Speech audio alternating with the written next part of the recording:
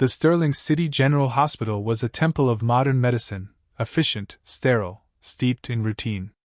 Neon lights hummed softly over pristine corridors while doctors and nurses moved with purpose. Yet, for all its cutting-edge technology, an aura of tension hung heavy in the air. The staff was exhausted, the patients restless, and hope often felt like a rare commodity. In the NICU, a row of incubators housed fragile lives. The tiniest among them was baby Grace, who had been in a coma for weeks.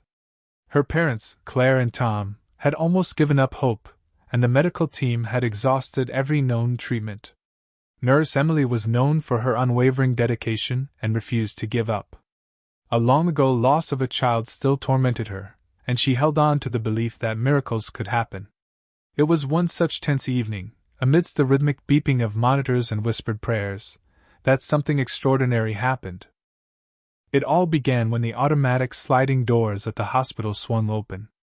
In strolled a golden retriever, his coat shining under the fluorescent lights, as if he was the owner of the place.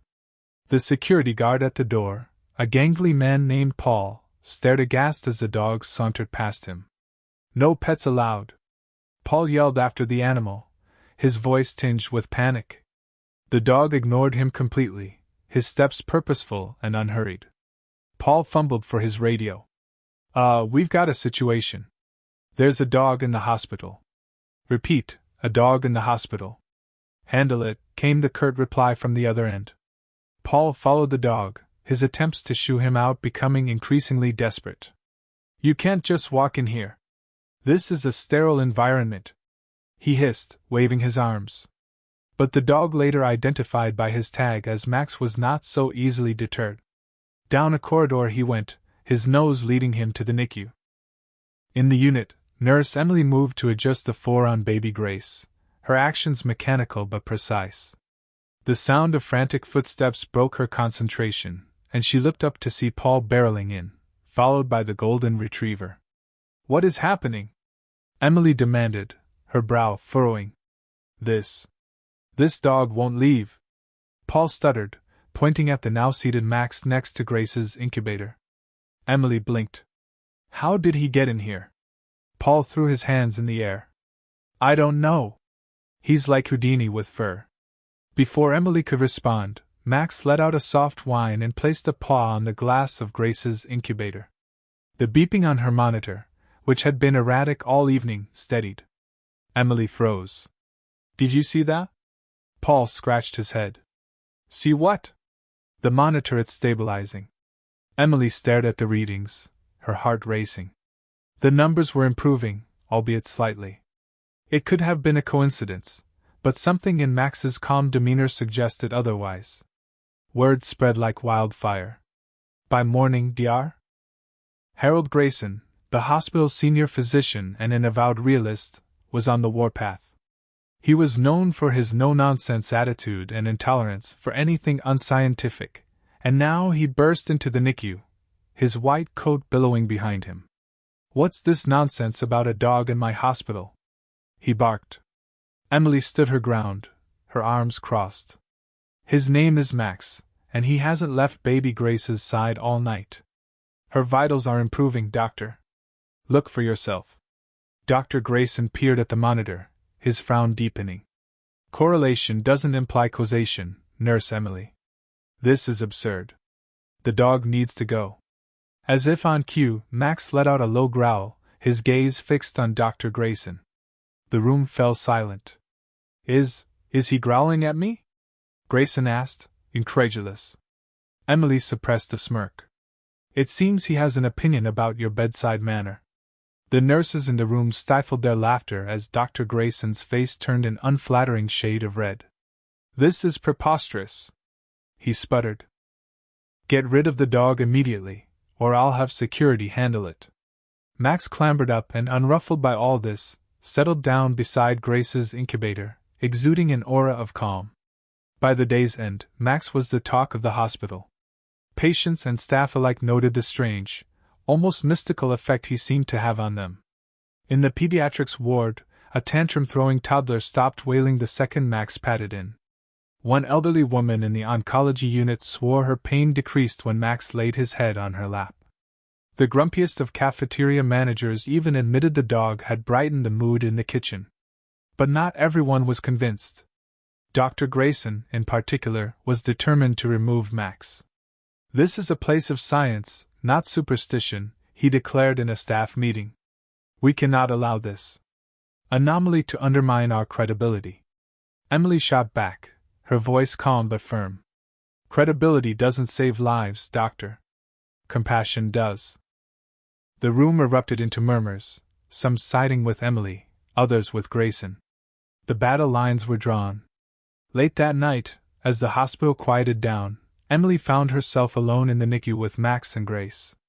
She watched as Max rested his head on the edge of Grace's incubator, his breathing slow and steady. The beeping of the monitor mirrored his rhythm, creating a soothing symphony. "You're a mystery, Max," Emily whispered, stroking his fur. "But whatever you're doing, keep doing it." In that instant, Grace's small hand jerked.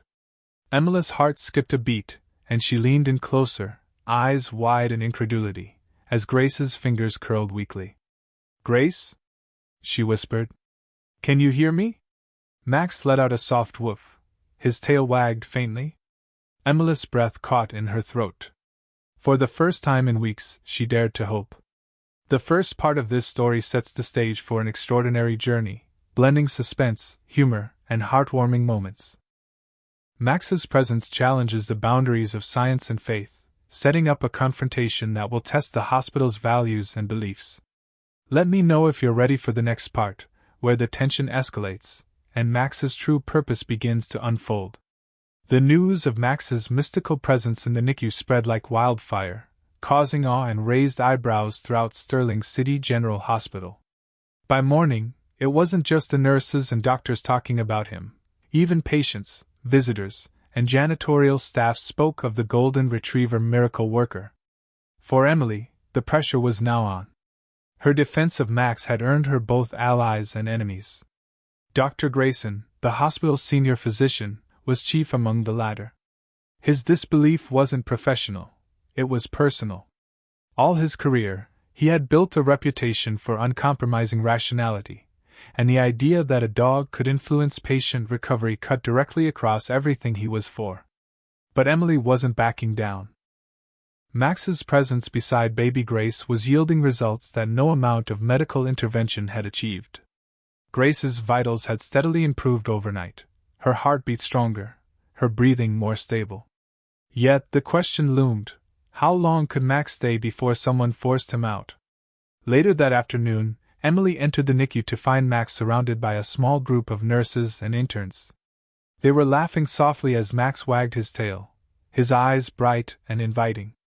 "You're all acting like this is a therapy session," Dr. Grayson snapped from the doorway, his voice cutting through the light-hearted moment like a blade. The group scattered, leaving Emily and Max alone with Grayson. "He shouldn't be here," Grayson said, his tone cold. "We're a hospital, not a circus." Emily stepped between Grayson and Max, her hands on her hips. "With all due respect, Doctor, baby Grace's improvement speaks for itself. Look at her charts." Grayson scoffed but glanced at the monitor. His frown deepened as he took in the data. "It's temporary," he muttered. "Coincidence?" Emily crossed her arms. "Coincidence or not, it's working. Grace is improving, and Max isn't hurting anyone. Why can't we just let this play out?" "Because it's unscientific," Grayson snapped. "This hospital runs on evidence, not sentiment. If we let emotion dictate our decisions, where does it end?" Emily held his gaze, unflinching. "Sometimes, Doctor, it's not about where it ends, it's about where it begins." Grayson's lips thinned into a line. "If the board hears about this, they'll demand Max's removal. You're jeopardizing your career by defending him." Emily didn't waver. "If that's what it takes to save Grace, then so be it." That evening, the tension came to a head during an emergency staff meeting. Grayson, furious over Emily's defiance, had called for immediate action. Nurses, doctors, and administrators packed into the conference room, the air thick with unease. "This is absurd," Grayson began, slamming a file onto the table. "We're discussing the presence of a dog in a sterile environment. It's a breach of protocol, plain and simple. Emily stood, her voice even but full of emotion. Max isn't just any dog, he's providing something no machine or medication can, hope. Grace's condition has improved more in 24 hours than it has in weeks of treatment. That is not something we can ignore. A murmur rippled through the room. Dr. Patel, one of the hospital's pediatricians, raised a hand. I've seen the charts. Grace's improvement is undeniable. Maybe we should consider the psychological benefits Max brings not just to Grace, but to the staff and other patients. Grayson rolled his eyes. This is a hospital, not a petting zoo. Are we really going to base medical decisions on warm fuzzies? It's more than that, Emily pressed on. Max's presence stabilizes Grace. Her vitals change when he's near. Are we really going to dismiss that because it doesn't fit into a textbook? The debate raged on, with voices rising and emotions flaring. Finally, the hospital administrator, a no-nonsense woman named Eleanor Hughes, called for order. Enough, she said sharply, silencing the room. We'll allow Max to stay for now, but only under strict supervision. If there's even a hint of a problem, he's out. Emily exhaled, relief flooding through her. Grayson, however, shot her a glare that promised the battle was far from over. As the days went by, Max continued to work his quiet magic. He spent hours beside Grace, his calm presence a balm to the anxious nurses and parents who watched over her. But his influence wasn't limited to the NICU. In the oncology ward, a boy receiving chemotherapy brightened visibly as Max entered the room. He's like a superhero dog, he whispered to his mother, his eyes shining with wonder. In the cardiac unit, an elderly man who hadn't spoken in weeks reached out to pet Max, mumbling, "Good boy." The hospital began to lighten up, and the veil of tension that was felt before Max's arrival started to lift. Yet, not everyone was convinced. Grayson redoubled his efforts to discredit Max, poring over security footage and patient charts in search of any excuse to have him removed. That opportunity arrived when a hospital inspector made a surprise visit. Grayson seized the moment, leading the inspector straight to the NICU. Emily was with Grace when they arrived, Max lying peacefully beside the incubator. Grayson's triumphant smirk was quickly replaced with confusion when the inspector knelt to pet Max. "Well, aren't you a handsome fellow?" the inspector cooed. She looked up at Emily. "Is this the dog everyone's talking about?" Emily nodded cautiously. "Yes, ma'am." The inspector smiled. "I've heard nothing but good things. I was skeptical at first, but if he's helping patients, who am I to argue?" Grayson's face went a deep shade of red. But it's against protocol." The inspector stood, brushing imaginary dust off her pants. "Protocols exist to serve patients, Dr. Grayson. If this dog is contributing to their well-being, perhaps it's time to rethink the rules." Emily bit back a smile as Grayson sputtered, his arguments falling apart. Max, seeming to sense his small victory, wagged his tail and let out a soft bark. Later that night, when the hospital had settled into its usual rhythm, Emily sat beside Grace's incubator, her hand laid on Max's fur. Grace's tiny fingers twitched again, her eyelids fluttered. Emily leaned forward, hope surging through her. "Grace? Can you hear me?" For a moment, it seemed as though the whole world had paused. Then, gradually, Grace's eyes opened, her gaze locking with Emily's. Tears streamed down Emily's face as she whispered, "Welcome back, sweetheart." Max let out a soft bark, his tail wagging as if to say, "Mission accomplished." The hospital buzzed with a strange energy. Max's impact had grown undeniable. Patients recovered faster, the staff was working with renewed vigor, and even the once stale cafeteria conversations now hummed with hope and curiosity. But not everyone welcomed the change. Dr. Grayson had retreated to his office, where he pored over policy manuals and patient records, desperate for a reason to banish the golden retriever once and for all. Meanwhile, Emily was more determined than ever to protect Max. Grace's recovery had astounded even the most skeptical doctors, and Emily couldn't help but believe that Max was the catalyst. Grace's once weak cries had grown stronger, and her tiny hands now gripped Emily's finger with surprising force. "You're a fighter, aren't you?" Emily whispered to Grace one evening, her heart swelling with hope. Max sat beside her, his watchful eyes never straying far from the infant. But the tide was turning. Grayson had enlisted a handful of skeptical staff. And at the center of their strategy was a plan to force Max into a situation that would dramatize the dangers of keeping him in the hospital. Late one evening, when the halls quieted and the shift change left the NICU lightly staffed, Grayson saw his opportunity. He instructed an orderly to deliberately leave a tray of medical equipment near Max, knowing the slightest disturbance could be twisted into a case against the dog.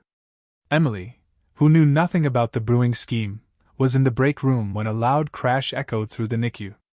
She sprinted to the scene, her heart pounding. There, amid the scattered instruments, stood Max, his ears drooping slightly as he looked up at a furious Grayson. "This is exactly what I warned you about," Grayson bellowed, gesturing wildly. "This animal is a liability. He doesn't belong here." Emily knelt beside Max, her hands trembling as she checked him for injuries. "He didn't do this," she said firmly, meeting Grayson's glare. "You know he didn't." "What I know," Grayson snapped, "is that this chaos is on you, Nurse Emily. You've allowed sentiment to override safety, and now look at the mess we're in." Other staff gathered, their murmurings a tense undercurrent. Emily stood, her voice even, though the anger bubbled just below the surface. "Max has done nothing but help this hospital. If you can't see that, then maybe you're the problem, not him." The crowd fell silent as Grayson's face darkened. "Watch your tone," he said through gritted teeth. "This isn't over." That night, a feeling of danger to Max would not leave Emily's mind. She decided to stay with him in the NICU, pulling a chair beside Grace's incubator and settling in for the long haul. Max rested his head on her lap, his warmth a small comfort against the storm brewing around them. As the hours passed, Emily found herself reflecting on her past, on the child she had lost, and the emptiness that had followed. Max's presence felt like a balm, not just for Grace but for her own wounded heart. She stroked his fur, whispering, "You're more than just a dog, aren't you?" Max let out a soft huff, as if in agreement. Meanwhile, Grayson's allies were becoming impatient. Their efforts at sabotaging Max had proved fruitless, and Hospital Administrator Eleanor Hughes seemed to be joining Emily's camp with increasing conviction. Still, Grayson would not be swayed. Calling an emergency meeting with the board, he presented what passed for evidence that Max was a force of disruption, demanding some kind of resolution on the dog's fate. The meeting was tense, and emotions ran high on both sides. Grayson spoke in calculated precision, painting Max as a dangerous distraction. "We cannot allow one anomaly to dictate hospital policy," he argued. "The risk far outweighs the reward." Emily replied, her voice clear and full of emotion. "Max isn't an anomaly, he's a miracle. Grace is living proof of that. And it's not just her. Patients across the hospital are responding to him in ways we can't fully explain. Isn't that worth exploring?" The board members looked at each other, their faces unreadable. Finally, Eleanor Hughes spoke. "We need more time to review the situation. Until then, Max stays." Grayson's jaw clenched, but he said nothing. Emily breathed a sigh, the tension draining from her body. 2 nights later, the storm broke. A violent storm tore through the city, leaving parts of the hospital without power. The backup generators kicked in, but the systems in the NICU were strained. The monitors flickered, and staff scrambled to stabilize the fragile infants. As if this wasn't already complete pandemonium, Grace began deteriorating. The beeps of her monitors continued wildly with her rapidly decreasing oxygen saturation, and frantically Emily raced to change the setting of the ventilator but did nothing good. Then Max moved. He climbed onto a chair beside Grace's incubator, his nose pressed against the glass. His presence seemed to calm her, and the beeping slowed.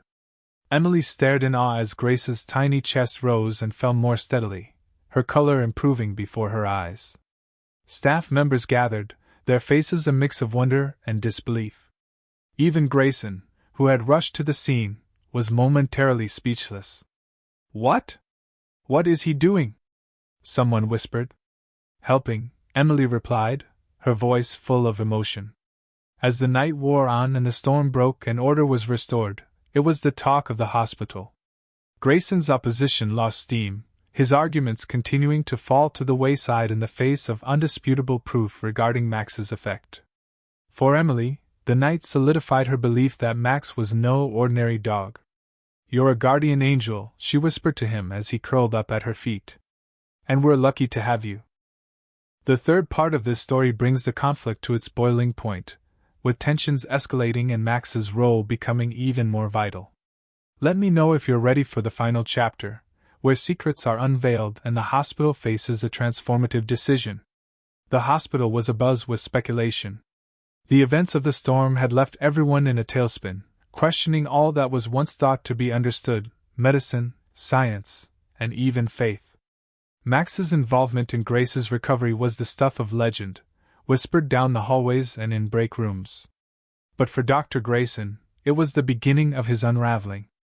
Grayson had retreated into isolation, poring over every medical text and policy he could find in search of something, anything, that would discredit Max.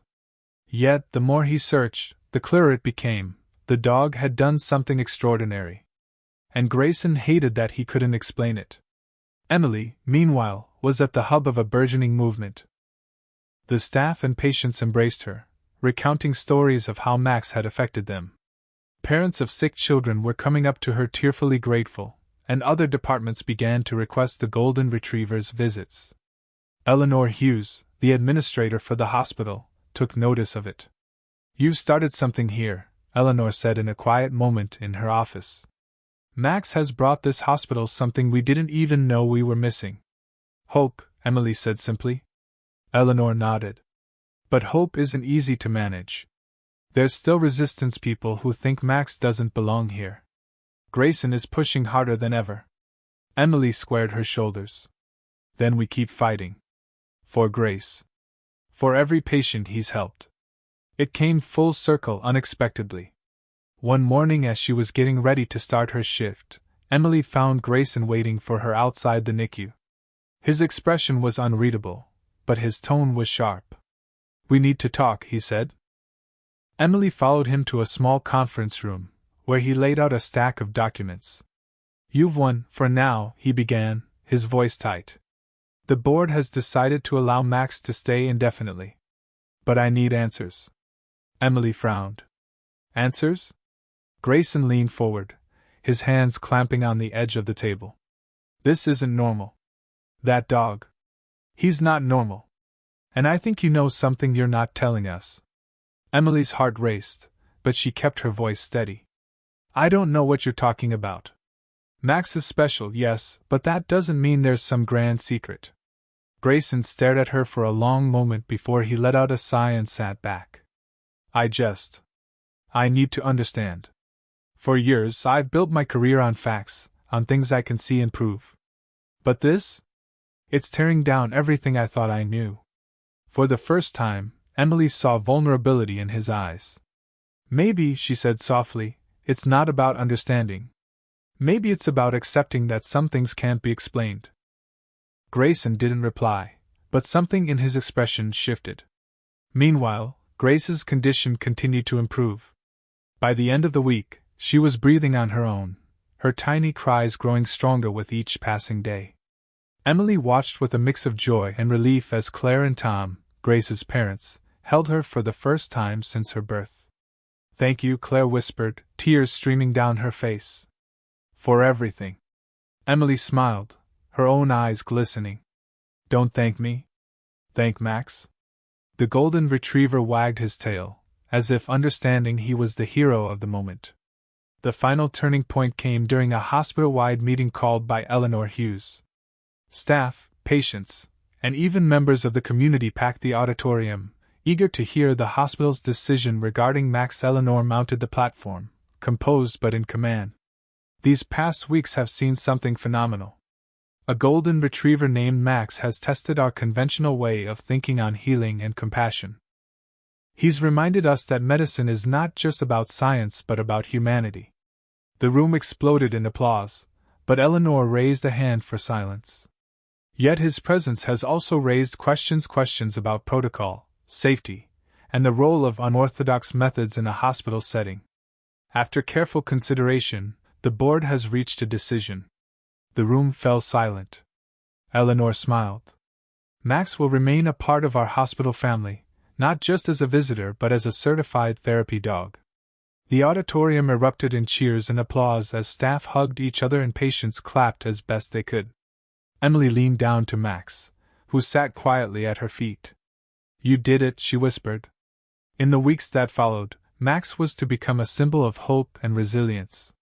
His story spread beyond the hospital, inspiring other institutions to look at the role of therapy animals in patient care. Grayson remained skeptical but had slowly softened, often found observing Max with a contemplative look. As for Emily, she found a new sense of purpose. Max had not only helped in saving Grace but had also healed a part of her she hadn't known was broken. Together, they went on providing light to the hospital to prove that sometimes it is the unexplainable things that are needed.